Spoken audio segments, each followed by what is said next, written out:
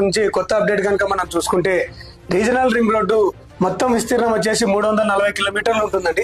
ఈ 340 కిలోమీటర్ని మనకి 2 జోన్లుగా విభజించడం జరిగింది. ఒకటి సౌత్ జోన్, ఇంకొకటి చూస్తే నార్త్ జోన్. ఈ సౌత్ జోన్ కి నార్త్ జోన్ కి మనకు వచ్చేసి మొత్తము 17,000 కోట్ల రూపాయలతో ప్రాజెక్టు స్టార్ట్ చేయడం జరిగింది. ఈ రీజనల్ రింగ్ రోడ్డు కొత్త అప్డేట్ కనుక మనం చూసుకుంటే సంగారెడ్డి నుంచి చోటుప్పల్ దాకా ఉన్న గ్రామాలను కనుక మనం చూసుకుంటే మొత్తం 60 నుంచి 70 మధ్యలో గ్రామాల మీదుగా వెళ్తుందండి ఈ రీజనల్ రింగ్ రోడ్ అనేది. ఇప్పుడు ఆ గ్రామాలు ఏంటి అనేది మనం చూసుకుందాం. ఇప్పుడు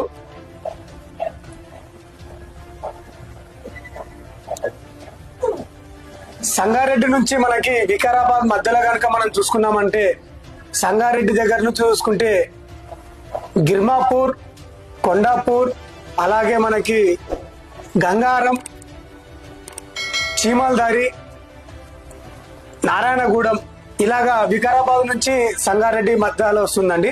అలాగే వికారాబాద్ నుంచి షాద్నగర్ కనుక మనం చూసుకున్నామంటే తిప్పాపూర్, కంకోల్, చట్నిపల్లి, తుమ్మల్పల్లి, కొందుర్గు, అలాగే చించోడు, చోలపల్లి, బాల్నగర్, బూర్గుల ఇలాగా వికారాబాద్ నుంచి మనకి సంగారెడ్డి దాకా చూసుకుంటే ఈ విలేజెస్ వస్తాయండి.